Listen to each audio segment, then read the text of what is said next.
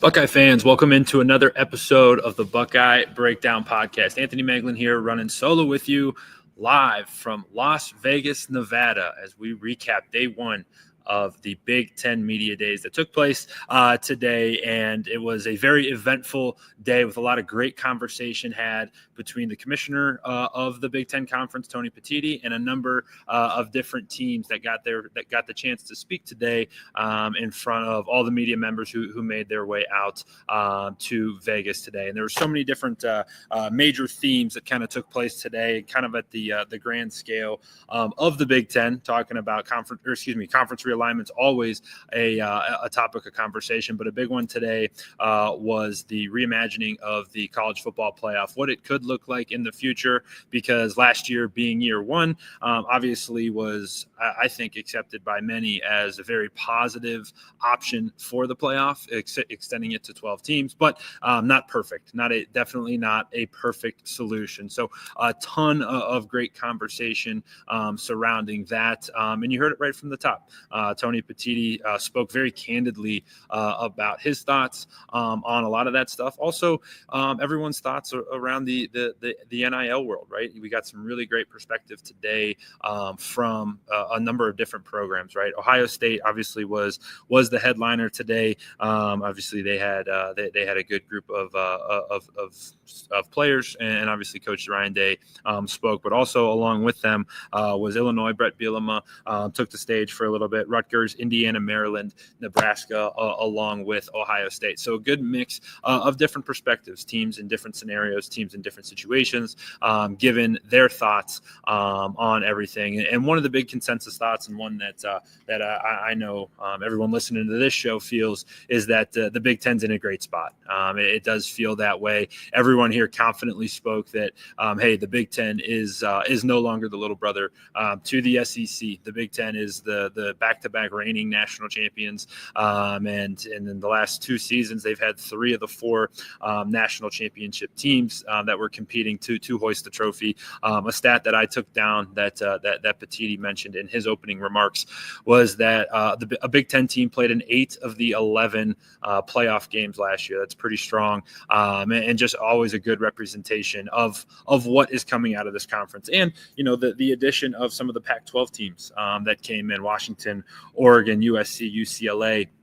Adding those groups into the mix obviously provided some major firepower. So very positive from just the general Big Ten conversation. Now, speaking specifically on the Ohio State front, it was a very confident group that was present today. Ryan Day obviously led the way, and the three players that were here were Jeremiah Smith, for obvious reasons, Caleb Downs, and Sonny Styles. A really strong selection of guys. And it's funny, Coach Day joked, and it's something that we're all lucky to see because we get to watch it every Saturday. But neither one of them, when they were checking into the hotel today, were over 21 years old. So when they're all checking in, the hostess made a remark like, hey, is somebody over the age of 21 that can check all of these guys in, which is a hilarious thought because two of those guys, Caleb Downs and Jeremiah Smith, are the best player in the entire country on either side of the football. Jeremiah Smith, you can make a very legitimate argument that he could be an NFL receiver tomorrow. He could open up training camp with whatever team you may be a fan of. He certainly could go up to the Cleveland Browns and be one of their best receivers tomorrow. Maybe not so much the Cincinnati Bengals if you're a Bengals fan, but the point remains that that Jeremiah is in a world of his own, in a class of his own, and he joked that he's only 19 years old. Caleb Downs, a lot of the same. I thought Caleb had some really cool remarks today that we'll get into in a little bit. But Caleb is, we talk so highly of what Jeremiah Smith is on the offensive side of the football. Caleb Downs is equally good on the defensive side of the football. He's just 2 years removed from being the SEC defensive freshman of the year, and was in contention to be the defensive player of the year as a freshman down at Alabama. He comes up to Ohio State, doesn't miss a beat last year. It took him a couple weeks, I should say, to kind of get comfortable in what he was doing. But once he did, did, proved that he was one of the best defenders on one of the best defenses in all of college football. And then Sonny Styles, no slouch himself. He comes back as a main leader, probably the leader of this defense. Him and Caleb probably share in that role, but huge responsibility for all three of those guys heading into next season. And the word that was continually said from Coach Day to all the players that spoke is there's no such thing as defending this national championship. They are attacking this national championship. Coach Day made a very, I guess logical is the right word, logical remark, being like, hey, no one can take 2024 away from us. 2024 is ours. 2024 is in the bag. It's we'll have those memories for forever. We're not defending that national championship. We're just like every other team that's chasing the 2025 national championship, and that is their mindset. Their mindset, and it seems very very real that it's carried through to this team. The reports earlier in the offseason were that Caleb Downs was going into Coach Day's office saying, hey, take down all of the national championship memorabilia because that ain't this group. And they all talked about that. And they all talked about it in pretty much the same way, that they are attacking this opportunity to go get another national championship. And Jeremiah Smith had some really good comments, and they are available on our YouTube channel. So go over there, Ohio State Buckeyes on SI, and go check it all out. We got a bunch of shorts up, quick hitters there, but also too some of the long form interviews. I think Jeremiah is about 35 minutes long. Ryan Day has a 15-minute long interview along with a 45-minute long interview. So if you got a long drive tomorrow into work, or if you're typing away in the morning, cut those on and listen to them, because they all had some really good stuff to say. But Jeremiah was talking about, hey, 2024's national title was for Emeka. It was for Will. It was for Jack Sawyer and JT. It was for all those guys. 2025's national title, he said, it's for me. It's for Carnell. It's for Brandon Ennis. It's for whomever may be playing quarterback for him. It's for Caleb. He hit all of those guys, and it made a lot of sense. Like, hey, Jeremiah didn't think he was going to be a key component of the 2024 national championship run. He turned into be that, but now as they turn their attention to the 2025 season, they're going to go attack their opportunity to go repeat as national champions. And you'll hear that anywhere you get your Buckeye content. That was the common thread that was said between all the guys all day long in all of their interviews. It was pretty cool to see and cool to hear. And for Buckeye fans, like, that's what you want. There's going to be no championship hangover when you're trying to not defend what you've done, but you're going after and you're attacking the opportunity in front of you. So I thought it was some really, really cool perspective there. And that kind of leads into the second topic here of our show. And it's that these Ohio State stars, these young kids, they want so much more in 2025. We talked to each one of them, and their excitement levels were so different. And kind of going to go on a little bit of a pivot here, and just going to talk about Caleb Downs here for just a moment. And this kid's 20 years old and is a total superstar. He's going to be a top 5 pick in the NFL draft next year. Like, he's going to be able to, basically any team's going to come to him. He's probably turned down a bunch of these, but blank check, let's go. You're our guy. You're one of the best defenders in the country. He could not possibly have a better head on his shoulders. He says all the right things, does all the right things. Everybody consistently calls him a coach on the field, and that is the biggest compliment any player could ever have and could ever get. And it's just really impressive out of a young man, 20 years old, all of his life in front of him, and hasn't really experienced a lot of things, but speaks like he's a 10-year NFL vet. Like I said, he says all the right things and does all of the right things, and that's contagious, man. And that's why people talk about Caleb Downs as the leader of this defense, the leader on the field, and a coach on the field for these Buckeyes. And it's really damn impressive to hear him talk. And I asked Caleb and Sonny very similar questions, two of them, right? The first one was, hey, there's going to be a lot of holes to fill on this Ohio State defense, right? You look around, you're going to have 4 new defensive linemen. You're going to have 1 new linebacker. You're going to have 3 new players in the secondary. You're going to be replacing 8 starters from last season, or 7 or 8, however you want to cut it up. But the point remains, you're going to be replacing a lot. And Caleb is the leader of the secondary for sure. And Sonny is the leader potentially of the entire defense. But him, like I said earlier, him and Caleb probably sharing that role. And I asked both of them, like, hey, well, who are some guys that you're excited to see? And Kenyatta Jackson was one.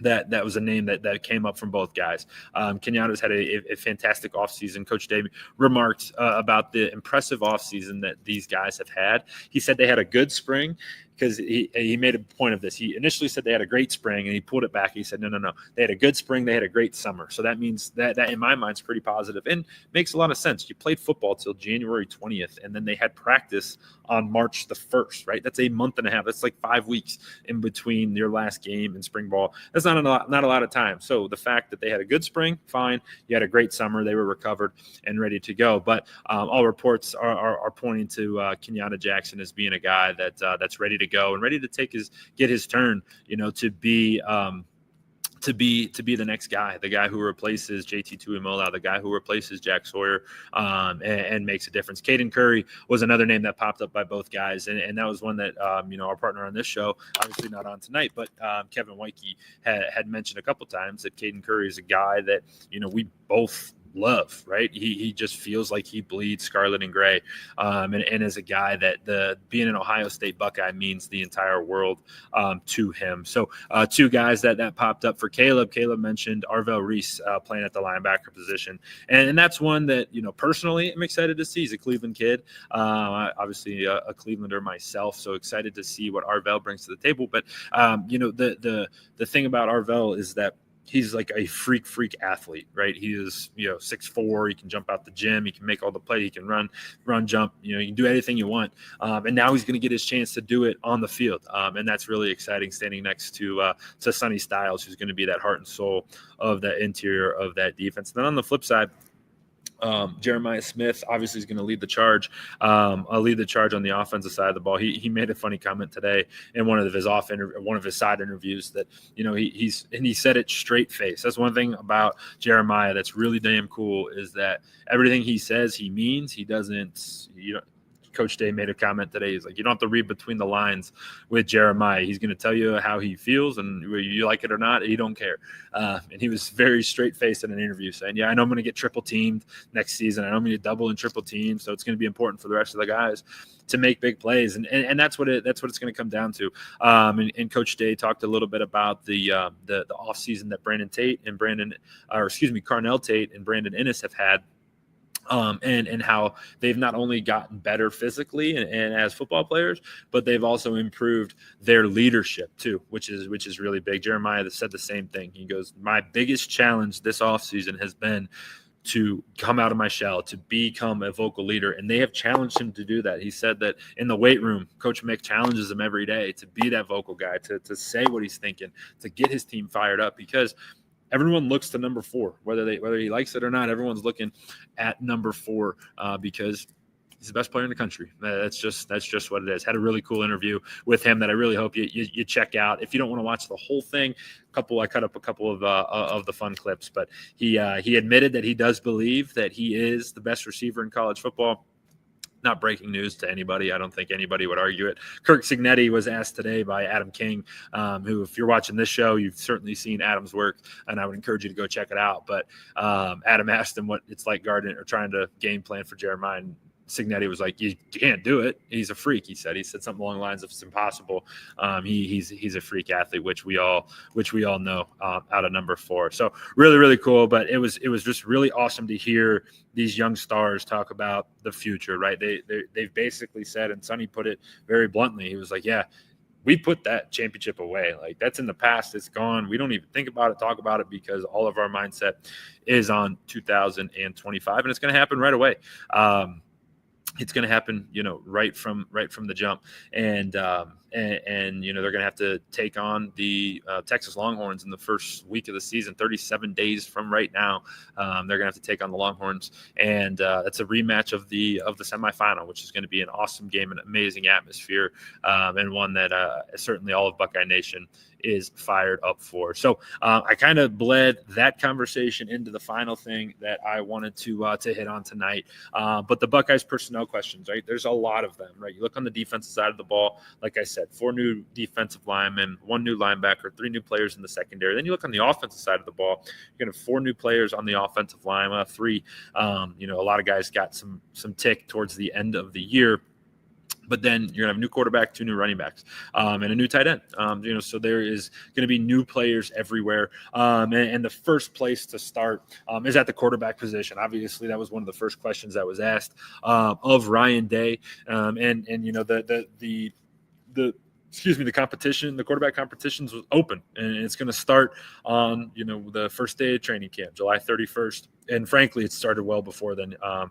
Being that I played quarterback in the past, when Coach Day was asked, like, hey, have you turned up the pressure on him? He goes, yeah, I turned it up the first day after the national championship. And I got the chills thinking like, yep, that's it, man, because you try to make a quarterback's life uncomfortable, because guess what? When you're down 4 points against Michigan in the last game of the season, that's uncomfortable. When you have to come back to try, you give up a opening drive touchdown to Notre Dame in the national championship, that's uncomfortable. When you have to, go score on you're tied with Texas late in the third quarter, that's uncomfortable, right? So you have to train these guys who haven't been in game situations to operate in an uncomfortable fashion. And Coach Day said that he's done that, and they've all done that, right? And that's kind of that's par for the course, right? You got to go earn it, and you don't earn the locker room. You don't win the locker room over just by accident, right? It happens day in and day out, showing up, doing all the right things, being the first guy in, being the last guy out, handling adversity. When things go good, how do you respond? When things go bad, how do you respond? It's that mentality of good play or bad play, I'm on to the next play. It don't matter what happened in the past. So Coach Day commented about, hey, he's really pushing Julian and Lincoln together, also pushing Tavian along. But Tavian being the freshman, he's certainly going to be in that third position. But Coach talked about and made specific comment about Lincoln's athletic ability. And he had said that, hey, this is a guy who just put a ball in his hands and he's going to figure out how to do what you're supposed to with it. He said he's a 4 handicap. He can hit home runs. He can pitch. He was a MLB prospect before he decided to come to Ohio State. He can windmill dunk. He said you just do it. Give him any sport and he'll pick it up and be great at it.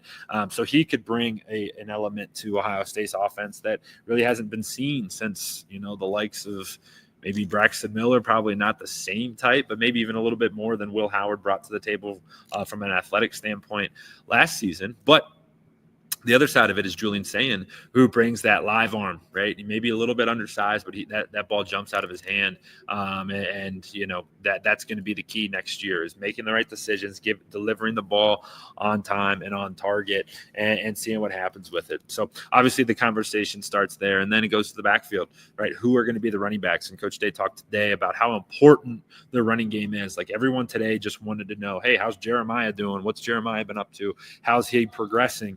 And it's like, yeah, that's really good, and he's fantastic, but you got to have the rest of the team. Carnell's got to be great. Brandon Innis has got to be great. The running game has to be great, because you can't just throw the ball to number 4.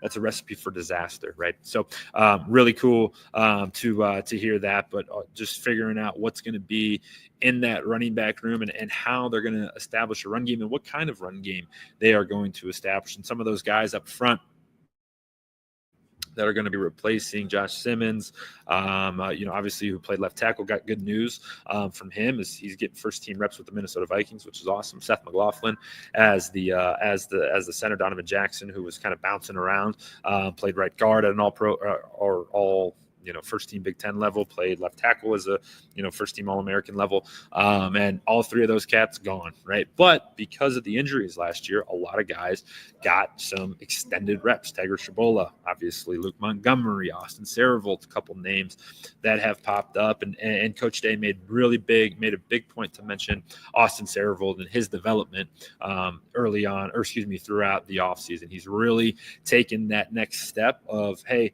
I can play, and I believe that I can play, now I'm going to be a leader of this team, right? That's kind of that trajectory that he needed to get that confidence in himself to know that he's got what it takes, and now he's going to help lead this team. So exciting on all fronts. Luke Montgomery, if you remember last year, was just a people eater, man. He was a pain in everyone's ass when he was in the game. He was tough, nasty, physical, and a guy that would really was prideful in finishing his blocks and doing what he needed to do. So exciting to see some of the new cats that are coming in on the offensive line. Obviously, that storyline is going to be a big one as they try to fill out that front five. And then the tight end position is obviously the last one. Max Clare is going to be the guy there. And Max Clare, the story on Max Clare brings up another good point that Coach Day spoke at length about today. A lot of questions about spending, about this the NIL world. The report came out this morning that AD Ross Bjork, who's here today, had a couple good conversations with him, but basically pulled the reins off of Ryan Day and said, go, just kind of let it rip in such a way. But Ryan has always been Coach Day's always been very calculated in who he's bringing into this program, and for good reason, right? He speaks so highly on culture and so highly on it. He wants to bring the right guys in that fit not only the skill level that is required at Ohio State, but the culture fit that's required at Ohio State. And he spoke at length about that. And one of the things that he said that kind of caught my attention was like, yeah, you can evaluate a guy, and he was great at wherever, insert school, and he's like, then you got to say, all right, is he better than what we have now? And he said, kind of very frankly, for us, a lot of the times it's no, right? We have guys that we're developing that have the potential to be great players. If you bring another guy in, that's sometimes not the best move. So he said that's part of the evaluation process. I regress to the conversation about Max Clare and how exciting of a player he is going to be.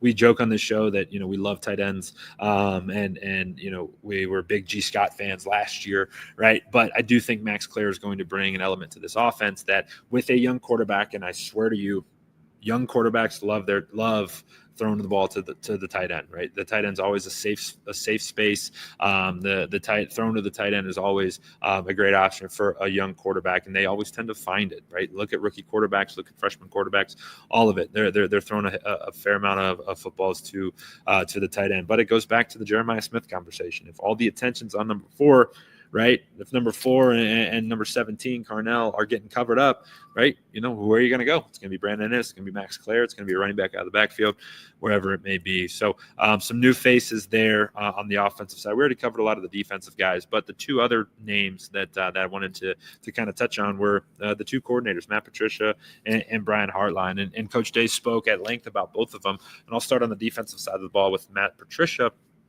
And the conversation on Patricia today started with, again, the common theme of the day was money, was contracts, was this new world we live in. And he's like, yeah, it's been super valuable to have Matt Patricia in the building, who has built his career off coaching in the NFL. He understands contracts. He knows, he didn't write him. He wasn't a GM, but he knows, how these things have to go. And he also knows the dynamic in a locker room when a starter is making less money than a backup, or vice versa. A third string's making more money than the second string guy, or whatever it may be. That can cause problems. And Coach Day spoke about it very honestly today. Like, that's something they're aware of, and something that naturally is going to happen, but it's the world we live in now. So he talked about how important that was for Matt Patricia to be a part of. But I asked Caleb and Sonny both what excites them about the Matt Patricia defense, about his approach.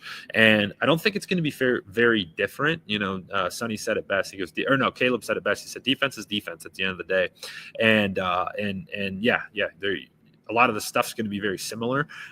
But what is cool is that, Patricia's done this at the highest level. And when I asked Sonny about this, he lit up, right? He smiled ear to ear, and he said, he's won 3 Super Bowls, right? And he's coached some of the great linebackers that have played NFL football. He goes, how could I not be excited about this? It's such a good opportunity for him to just continue to develop as a great linebacker, one of the best ones to come through at Ohio State. And as for Caleb, he's like, yeah, we'll figure out where I'm going to play or how I'm going to play. He goes, I feel like I'm going to be a little bit multiple like he was last season, where he was in the box, but he was also in the post. And I talked about it a bunch on all of our film breakdowns and things, but like he could play deep and protect the deep end of the field, just like you think of that traditional safety to do. But where I think he's most valuable is when he's within 8 yards of the line of scrimmage and his nose is getting to the football. And I think you're going to see a lot of that. But both guys excited to play under Patricia. And you know that Matt Patricia's, while he has no real college experience, except for 20 or so years ago, he does have a lot of winning football experience. And that's something the Buckeyes are super excited about. Now, on the other side of the ball, Brian Hartline going to get his first crack at being a offensive coordinator and calling plays for the offense. And Coach Day talked about some of the things he's kind of got to check off here in fall camp and how they're going to test him to do that. He talked about, hey, in practice they'll throw a couple of scenarios, kind of move the ball scenarios where you put the ball down, it's 1st and 10, offense versus defense. Let's go, coach. What do you got? Put your ones on ones, and we go to work. And that's where you get into that rhythm of calling plays. The good part is that this isn't, while he's a new first-time coordinator, he's had the headset on for the last 4 seasons, right? So he's heard the conversations. You kind of get the lingo, and he's probably developed, hey, third and, in this scenario, I would do this. In this scenario, I'd do that. I'd run it here. I'd throw it here. So he's going to already have that in his mind. So I think that's going to be really good. The other part is, Ryan Day's not going to leave him out to dry, right?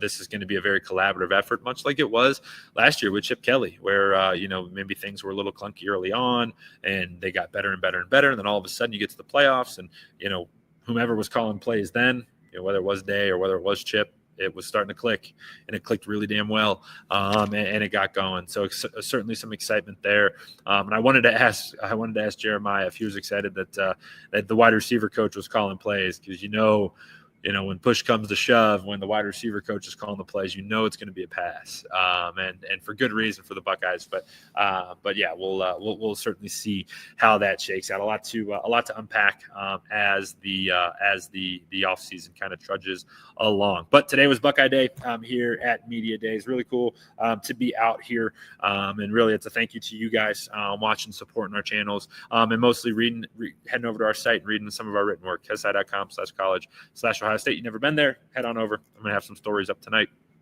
Well, I guess the morning for any of my East Coasters who are checking in here in the morning. We'll have some stories up, but the team's been working their tails off back home, kind of getting these stories up and out. So appreciate you guys always following along. We'll be here all week. We'll be back tomorrow night, be recapping day 2. I'll quickly pull up the schedule for day 2. I don't have it right in front of me. Wednesday, July 23rd, we've got Minnesota. So PJ Fleck's going to lead the way tomorrow. We got Northwestern. Then we got Wisconsin. Old friend Luke Fickell going to be on the podium. You're going to have Dan Lanning from Oregon and Washington, and then you'll have James Franklin as the headliner there from Penn State. And then on Thursday, wrapping it up, Iowa leads it off. Kirk Ferentz leads the way. Then you get Barry Odom from Purdue. You get Deshaun Foster from UCLA, Jonathan Smith from Michigan State, and then the 2 big ones, Lincoln Riley from USC and Sharon Moore from the team up north. So it's going to be a jam-packed week, and we're going to be with you every single night, kind of recapping what we heard. It's not going to be as intense as it was today with all of the content we got, but I'll be jumping around asking coaches what they think of the Buckeyes, and we'll be coming to you guys, kind of reporting out on it for the week. But it's exciting. Camp starts in just under 1 week. The Ohio State Buckeyes report to camp on July the 31st. Just a few short days away. I know the boys are locked in. It was funny. You could kind of get that sense, that feel, that urgency from all the coaches. Kirk Cignetti was up on the podium, literally like it was a locker room. He was kind of getting into his coach speak, and you kind of felt that urgency from them. All the coaches today the same. Brett Bielema had a lot of great things to say.